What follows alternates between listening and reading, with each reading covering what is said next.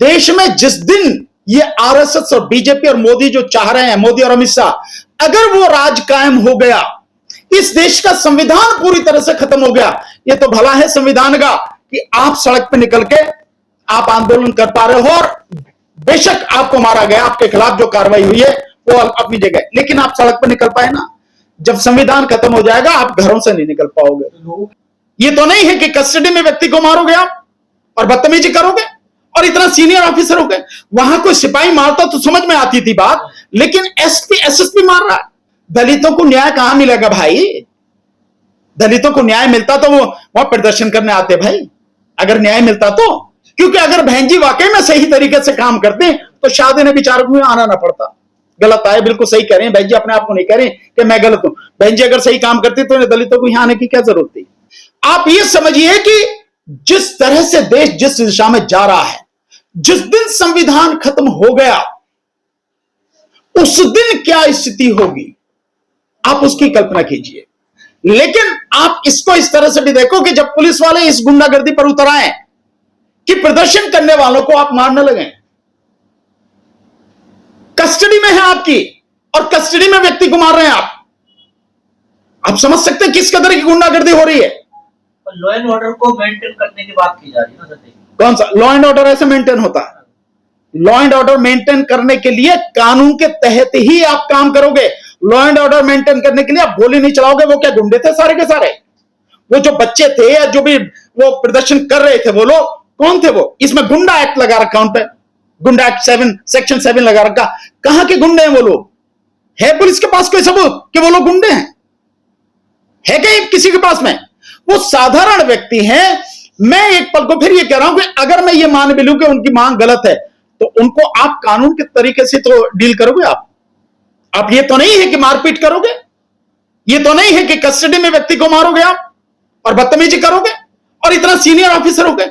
वहां कोई सिपाही मारता तो समझ में आती थी बात, लेकिन एसपी एसएसपी मार रहा है।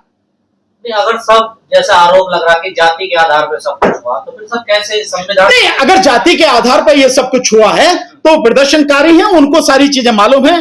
मुझे इसकी जानकारी नहीं है, उनको मालूम है अगर ऐसा कुछ हुआ तो SC ST एक्ट है, कानून है, संविधान है, उसके तहत वो काम करें। क्या सस्पेंड भी होने चाहिए? नहीं, सस्पेंड तो उसको तुरंत ही हो जाना चाहिए क्योंकि उसने गैर कानूनी काम किया है। पर सस्पेंड कौन करेगा भाई? सस्पेंड कौन करेगा? जिसकी हुकूमत चल रही है उस प्रदेश में वो है ठाकुर, क्षत्रिय, और जिसने ये काम किया है वो पांडे, ब्राह्मण। तो दोनों कौन है? सवर्ण समाज के लोग हैं, इनकी हुकूमत है। और ऊपर जाएंगे तो ऊपर कौन बैठा है? जो प्रधानमंत्री, वो है बनिया। तो बनिया, बामन और ठाकुर तीनों हो गए ना। कौन है ये बताओ ना आप? ये क्षत्रिय समाज के लोग हैं सारे के सारे। न्याय कैसे मिलेगा दलितों? नहीं, कहां न्याय मिलेगा दलितों को? दलितों को न्याय कहां मिलेगा भाई? दलितों को न्याय मिलता तो वो वहां प्रदर्शन करने आते भाई। अगर न्याय मिलता तो, नहीं मिला ना तभी तो प्रदर्शन करने आए वो बेचारे। मिलेगा कैसे सर? क्या करना होगा इसके लिए? देखिए, ये एक बड़ी लड़ाई है। जिस न्याय की बात आप कर रहे हो, दलितों को बहुत अच्छी तरह से बैठ के विचार करना पड़ेगा, सोचना पड़ेगा। बाबा साहब को पढ़ना और समझना पड़ेगा, संविधान को समझना पड़ेगा। संविधान को पढ़े बिना, संविधान और कानून के अनुसार चले बिना आपको न्याय नहीं मिलेगा। लेकिन अब दलितों का भी जो हो रहा है, कई कुनबे हो रहे हैं, आपको सबको मालूम है सारी चीजें कि गलत आए ये सड़कों पर, कौन कोर्ट के रास्ते लड़ाई लड़नी चाहिए। बहन जी तो जो मन में आए कह दें भाई, बहन जी है ना वो। क्योंकि अगर बहन जी वाकई में सही तरीके से काम करते तो शायद इन्हें विचारकों में आना ना पड़ता। गलत आए, बिल्कुल सही कह रहे हैं बहन जी, अपने आप को नहीं कह रहे कि मैं गलत हूं। बहन जी अगर सही काम करती तो इन्हें दलितों को यहां आने की क्या जरूरत थी?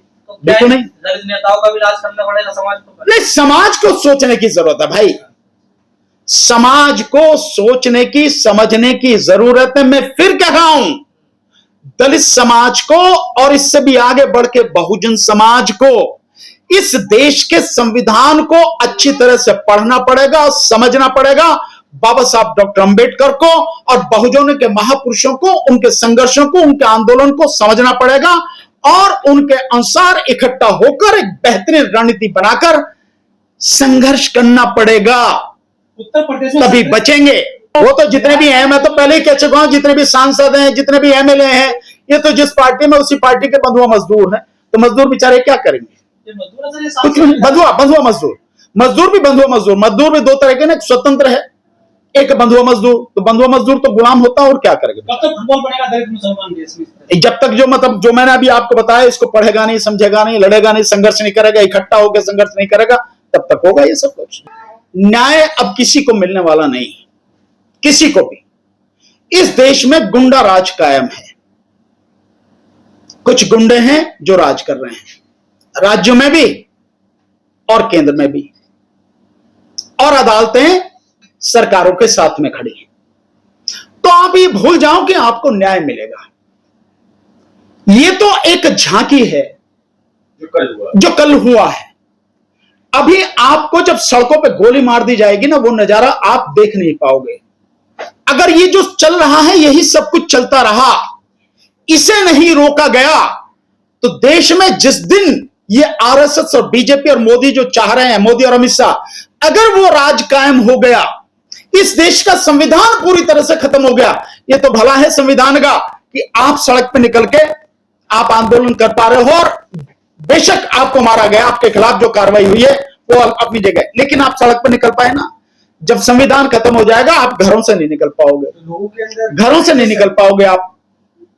इस चीज को बचाने की जरूरत है, लेकिन जिस पे लड़ाई लड़नी चाहिए लोग उसको समझ नहीं रहे। अभी असली लड़ाई जो उसको समझ नहीं रहे। इस देश में किसी अदालत में आप चले जाओ, किसी सरकारी संस्थान में चले जाओ, आपको कहीं से न्याय नहीं मिलेगा, कुछ होने वाला नहीं है। इस देश में अब स्थिति वो हो गई है जहां जन आंदोलन ही इस देश को बचा सकता है, लेकिन सर देश की जनता को बचा सकता है। सीजीआई को नाम लेके गाली दी जा रही है। अभी तो शुक्र समझो सीजीआई का नाम देके गाली दी गई है।